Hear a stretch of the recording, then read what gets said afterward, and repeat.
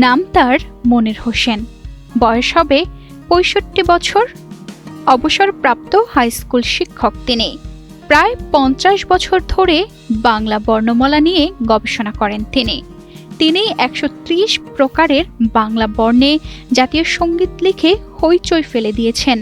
তার বাড়ি কুমিল্লার তিতাস উপজেলার জগৎপুর গ্রামে। জগৎপুর সাধনা উচ্চ বিদ্যালয়ের সাবেক শিক্ষক সাধনার মাধ্যমে এই কাজ করেছেন। অনেকে বাড়িতে এসে তার ব্যতিক্রম আবিষ্কার দেখেন।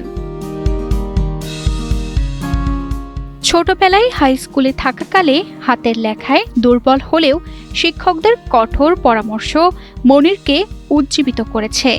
সেই প্রেরণাই আজ তার অনন্য সৃষ্টির মূল ভিত্তি। বিদ্যালয়ে শিক্ষকতার সময় তিনি শিক্ষার্থীদের হাতের লেখা শেখাতে বিশেষ দক্ষতা অর্জন করেছিলেন। এমন অনেক শিক্ষার্থী আছে যারা 10 দিনের মধ্যে নিজের হাতের লেখা সুন্দর করতে সক্ষম হয়েছেন। আমার হাতের লেখা খুব খারাপ ছিল যখন আমি ক্লাস 8 বা 9-এ পড়ি।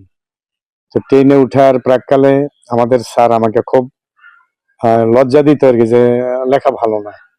হঠাৎ একদিন যে কোনো একটা লেখা আমি আস্তে ধীরে লিখতে গিয়ে দেখলাম যে না, লেখাটা একটু ক্লিয়ার হয়ে আসতেছে।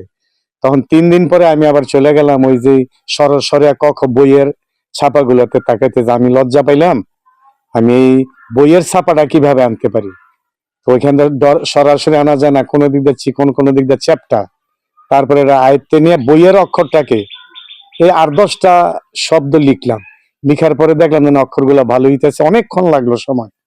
এরপরে বইয়ের ছাপার অক্ষরটাকে আগে আমি আয়ত্তে নিলাম, একে লিখতে চেষ্টা করলাম।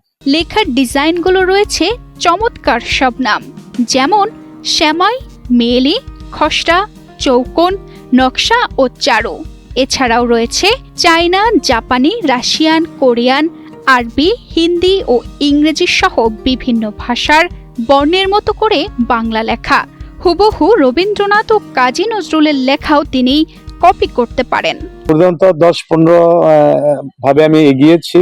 সেটা হলো বাংলা তো আছেই, তারপর আমাদের পাশের দেশ ভারতের ফ্রন্টগুলো নিয়ে আমি বাংলা অক্ষরে এনেছি। রাশিয়া, থাইল্যান্ড, ব্যাংকক, মিয়ানমার, এখন অন্যান্য দেশের অক্ষরগুলো চেষ্টা করবো।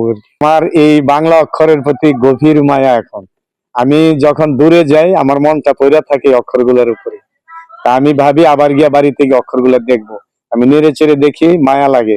এবং এখন এই বাংলা অক্ষরের প্রতি মায়া থেকে বিভিন্ন অন্য দেশের যে অক্ষরগুলা, সেই অক্ষরের মূল অক্ষরগুলো আমি কম্পিউটারতে বের করে শেখানোর চেষ্টা করতেছি, যে আমার বাংলা অক্ষরের সাথে মিলিয়ে বাংলাকে উপরে রেখে, বাংলা ভাষাটাকে অক্ষরকে উপরে রেখে এগুলার নাম দিতে আর কি। এইভাবে এখন একটু এগিয়ে যাচ্ছে। মনির হোসেনের সৃষ্টি শুধু শিক্ষার ক্ষেত্রে নয়, এটি বাংলা সংস্কৃতি, ভাষা ও অনুভূতির প্রতি গভীর শ্রদ্ধার প্রতিফলন। স্থানীয় শিক্ষা অনুরাগীরা মনে করেন এটি বাংলা ভাষার প্রতি এক অনন্য মমত্ববোধের উদাহরণ এবং পৃথিবীতে বিরল ধারণা তার ছাত্রদের। স্যারের এই যে গুণটা আছে 129 রকম হাতের লেখা বলতে, উনি বাংলা লেখাটাই 119টা স্টাইলে লিখতে পারে।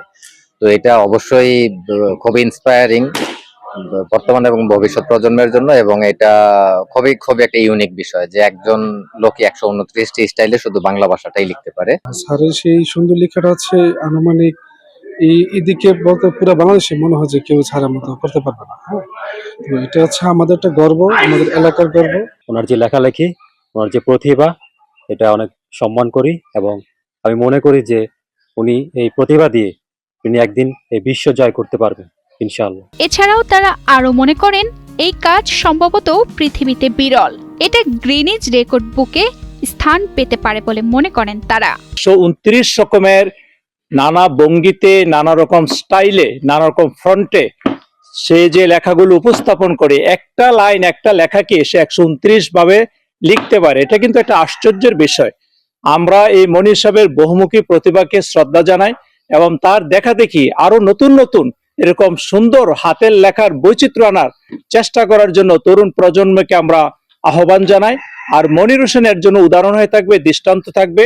আমরা চাই যে মনির হোসেন আন্তর্জাতিক পর্যায়ে এই লেখালেখির জন্য স্বীকৃতি পাক এবং জাতীয় আন্তর্জাতিকভাবে তার জন্য আরো বহু গবেষক চিন্তাবিদরা যেন তাকে নিয়ে কাজ করে। বাংলা বর্ণের এই শিল্প আমাদের সংস্কৃতি, ভালোবাসা এবং ভাষার প্রতি অমলিন শ্রদ্ধার প্রতিশ্রুতি হিসেবে স্মরণীয় হয়ে থাকবে।